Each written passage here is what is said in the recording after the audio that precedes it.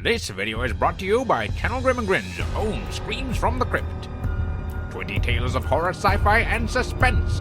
Available now.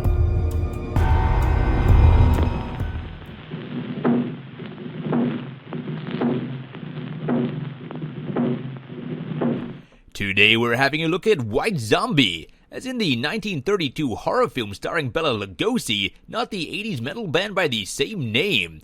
And it's about time. We've looked at so many weird fringe Lugosi horror movies over the last few weeks, I figure it's about time we look at one of his classics. And in fact, this film is such a classic that it is widely considered the first full-length zombie movie ever made. Though, that really depends on what you consider to be a zombie movie, as the term has changed a lot over the years, and if it's the George Romero kind you want, well, this film's zombies fall short, seeing as that they are neither flesh-eaters nor undead. But I digress. This film, White Zombie, follows a young couple who have come to Haiti in order to get married.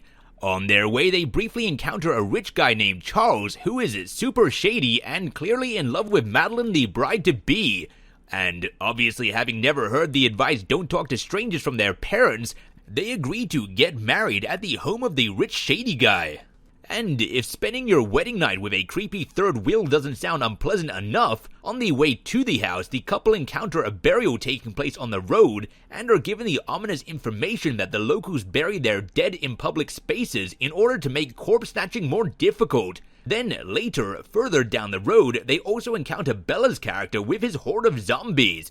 Geez, and I thought I had it bad with the Southern Expressway always being under construction.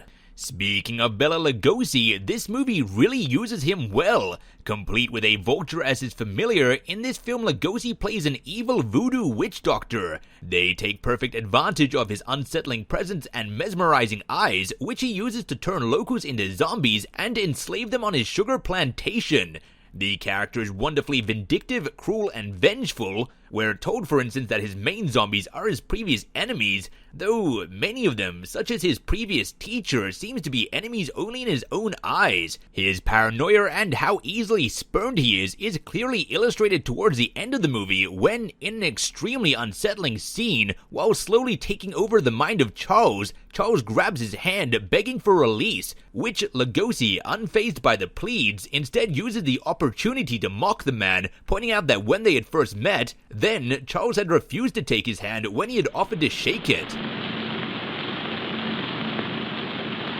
You refused to shake hands once. I remember. Well. We understand each other better now. But I'm jumping ahead, so let's backtrack. Creepy Charlie only invited the couple to get married in his mansion because he wanted to try and woo Madeline. But after trying for about 2 minutes, he realizes that this won't work, so gives up and instead asks Bella to use his voodoo magic to win her over.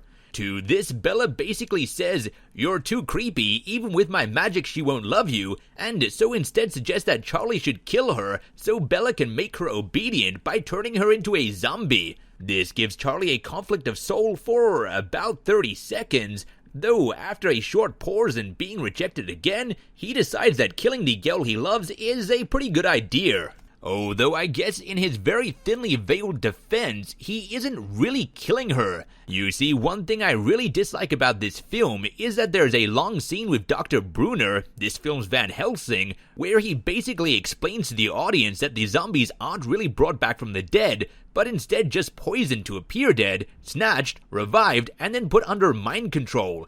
This all seemed kind of pointless to me. It just overcomplicates the entire movie and forces you to ask questions you wouldn't have asked otherwise. For instance, Bella's workforce is so big. Are they saying that every single one of the deaths that led to those zombies were faked? That seems unlikely. Plus, it's so unnecessary. We've already suspended our disbeliefs to this point. We really didn't need a scientific explanation assuring us that it's believable because they're not actually dead. And further, much like the corpse vanishes in Barry at midnight, I can't help but feel that this was done to remove consequences from the plot, allowing a happy ending after killing a main character, which is just weak. Speaking of killing a main character, I found the killing and zombifying of Madeline pretty funny. This was because creepy Charles regretted it literally one scene later. Better to see hatred in them than that dreadful emptiness. This guy's got serious commitment and conviction issues. Anyway, realizing he didn't want a non-responsive corpse as his bride because, hey man, I'm creepy but I'm not that creepy, he begs Bella to return her to her former self, which Bella refuses because he's evil, and instead decides that he would much rather just zombify creepy Charles too. That's what you get for turning girls into zombies, Charlie. Fortunately for our main characters, no matter how much Bella aggressively twists his hands, love conquers all, even being dead, but not actually dead. The husband is put into a weird fever trance and keeps seeing visions of Madeline that eventually draw him to Bella's castle. A fight ensues, the doctor priest stabs Bella, all of the zombies except Madeline conveniently throw themselves off a cliff, then creepy zombie Charles tackles Bella off a cliff too, before following him down himself. And because this film once again fails to commit to killing either of its two leads, the young couple live happily ever after, and we get a weirdly out-of-place comedic line about the doctor's pipe, as if 8 people didn't just lemming themselves off a cliff right next to them. Excuse me, please. Have you got a match?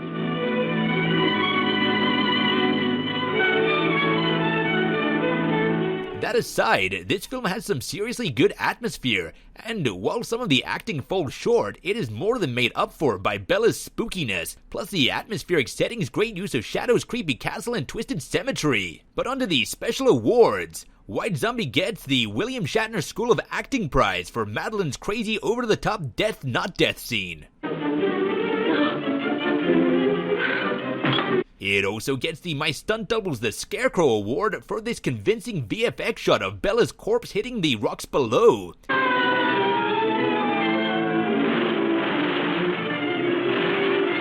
And finally, it gets the character shield pin for Madeline pulling through in the face of any logic to the contrary. That's right folks, we finally got one, and it should probably be retrospectively awarded to Bowery at Midnight also. On our gimmicky rating system, I give White Zombie 3.5 carriages out of 5.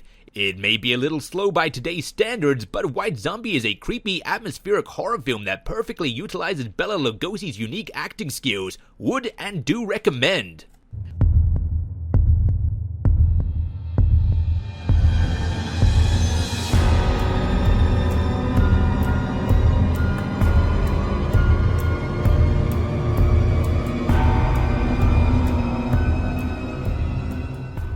Screams from the Crypt, as heard by Darkwell Bled.